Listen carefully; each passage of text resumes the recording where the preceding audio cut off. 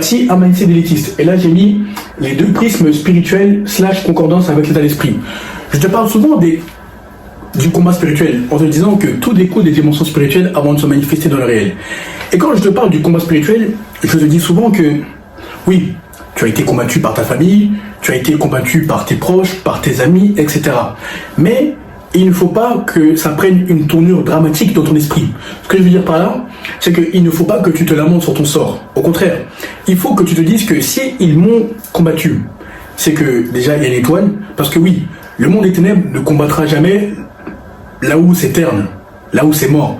Eux, ils veulent là où il y a l'étoile, là où ça brille, là où il y a la lumière, là où il y a le feu. Bref, ils veulent des âmes puissantes, des âmes fortes. Donc si on te combat, quelle que soit la source familiale, amicale, les femmes, etc., estime-toi heureux, car ton étoile est digne d'être combattue et tu dois impérativement réaliser de grandes choses. Voilà pourquoi tu es combattu.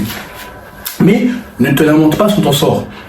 Dis-toi que, ok, s'ils m'ont combattu, quelle que soit la source, eh bien, inéluctablement, je suis sorti victorieux, donc ça signifie que rien ne peut m'arrêter. Et dans le monde physique, tu auras le mindset suivant. Lorsque tu voudras réaliser une idée, tu te diras idée, exécution, recommandation.